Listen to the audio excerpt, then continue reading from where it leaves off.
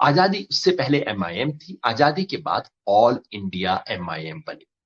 उस समय के नेता थे वो पाकिस्तान चले गए, एक तरह से पार्टी ने फ्रेश शुरुआत की ओवैसी जी के पिताजी के माध्यम से।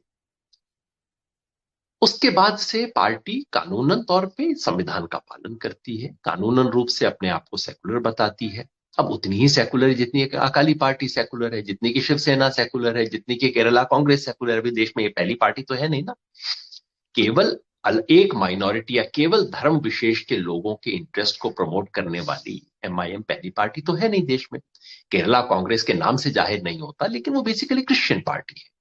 अकाली दल से हर कोई जानते हैं, नाम के वास्ते एक आधा हिंदू कभी जिता देते हैं, लेकिन वो सिखों की पार्टी है, सिखों के हित को आगे करने वाली पार्टी है। और एमआईएम मुस्लिम हितों वाली पहली पार्टी तो है नहीं। आईयूएमएल करके केरला के अंदर पार्टी है, पहले से रही है। असम में एयूडीएफ करके बदरुद्दीन अजमल जी के नेतृत्व के अंदर पार्टी है। पिछले कई चुनाव से वो बंगाल के असम में जो बंगाली मुसलमान है उनके हितों का प्रतिनिधित्व करती है। तो एमआईएम उनमें से ही एक पार्टी है। और कोई कहेगा कि भाई शिवसेना और क्या करती है, बीजेपी और क्या करती है। इस देश में अखिल भारतीय हिंदू महासभा करके भी पार्टी हुआ करती थी। जब ये सब हो सकती है तो क्यों नहीं हो सकती? ठीक बात है, संवैधानिक रूप से हो सकती है। कोई कहेगा कि आप धर्मों की बात ही क्यों करते हैं, इस देश में तो जातियों की पार्टी है। अपना दल क्या है? एक विशेष जाति की पार्टी है, दलित समाज की पार्टियां हैं। अलग अलग बिहार में अब निषाद समाज की अपनी अलग पार्टी है। वह सबकी अगर पार्टी हो सकती है, हर कोई राजनीति कर सकता है, यादव राजनीति करे, कुर्मी राजनीति करे, तो भाई मुसलमान क्यों नहीं कर सकता? ये बात कही जाती है। और फॉर्मली कहा जाए तो इस बात में बिल्कुल दम है। इसलिए मैं कतई नहीं कहता कि ये कोई असंवैधानिक है। ओवैसी साहब बातचीत के अंदर बड़ा सावधानी बरतते हैं, कोई असंवैधानिक बात नहीं करते हैं। इन पे कई बार इनकी पार्टी के ऊपर आरोप लगते हैं दबंगई के, लोकल इलाकों में। हैदराबाद के अंदर दबंगई करते रहे हैं, ऐसी सूचना रही है। इनके ऊपर इस तरह के बहुत आरोप रहे हैं कि वहां पे स्थानीय रूप से जिस तरह के काम शिवसेना मुंबई में किया करती थी, उस तरह के काम ही हैदराबाद में करती रही है ये पार्टी। लेकिन बाकी देश में तो ये नहीं कर रही।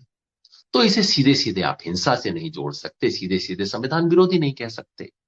और मेरा हमेशा मानना रहा है कि किसी भी पार्टी पे कानूनी बैन लगाना बहुत अच्छी बात नहीं है। तो मैं इस तर्क से सहमत नहीं हूं कि ये कुछ विशेष रूप से असंवैधानिक है। उतनी असंवैधानिक है जितनी शिवसेना है, जितनी बीजेपी है, जितनी अकाली दल है।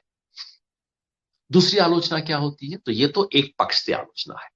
बिल्कुल ठीक दूसरे पक्ष से एमआईएम की आलोचना इस बार हुई। राजदीप सरदेसाई ने ट्वीट किया, उसके बारे में ओवैसी साहब काफी नाराज हुए, काफी बहस हुई इस सवाल पे। उनकी आलोचना क्या थी? कई सेकुलर लोगों की आलोचना रही है कि भाई ये तो बिल्कुल वोट कटवा पार्टी है। देखिए इनके चलते इनके चलते महागठबंधन हार गया, इन्होंने मुसलमानों का वोट डिवाइड कर दिया। मैं इस आलोचना से सहमत नहीं। पहली बात तो ये कि भाई हर एक का अधिकार है वोट कटवा होना। जब भी इस देश में कोई भी नई पार्टी आएगी, उस पर वोट कटवा का आरोप तो लगेगा, चाहे वो एक धर्म की हो, चाहे जाति की हो, चाहे ना हो। आम आदमी पार्टी जब दिल्ली में आई तो उसको पहले चुनाव में सबने यही कहा था, वोट कटवा पार्टी है, तंग करने आ रही है। वोट कटवा होना तो ऐसा आरोप मैं नहीं मानता। दूसरा, इसका दरअसल कोई प्रमाण नहीं है कि उन्होंने वोट काटे हो। अभी तक 5 सीट उन्होंने जीती, और जिस 5 सीट के अलावा जहां एमआईएम ने अपने कैंडिडेट खड़े किए, वहां अभी तक ऐसा कोई सिस्टमेटिक प्रमाण है नहीं कि महागठबंधन के कैंडिडेट इनकी वजह से हारे। जैसे चिराग पासवान के बारे में प्रमाण है कि चिराग पासवान के कैंडिडेट्स की वजह से जेडीयू कई जगह पे हारी, वैसा प्रमाण है नहीं महागठबंधन के बारे में। और यूं भी सबसे बड़ी बात यह है कि भाई हम ये क्यों मान के चले कि सारे मुसलमान एक ही जगह वोट डालेंगे? जब कोई पार्टी कहती है देश भर के हिंदुओं एक हो जाओ, मैं कहता हूं ये तो गलत बात है, सांप्रदायिक बात है। अगर कोई कहे कि सारे मुसलमान एक ही जगह पे वोट डालेंगे, कोई वोट काटेगा नहीं, क्यों भाई? मुसलमान का वोट भी बिखरा होना चाहिए।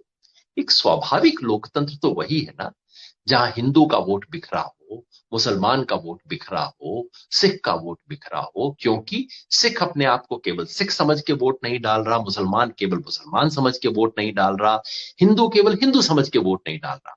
कोई किसान के नाते वोट डाल रहा है, कोई जवान के नाते वोट डाल रहा है, कोई औरत के नाते वोट डाल रही है, कोई एनवायरनमेंट के नाते वोट डाल रहा है, कोई बाएं के नाते, कोई दाएं के नाते। वो खूबसूरत लोकतंत्र होगा।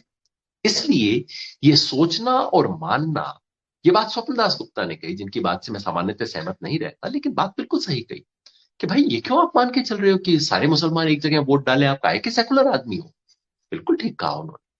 तो वोट कटवा वाले तर्क को मैं स्वीकार नहीं करता।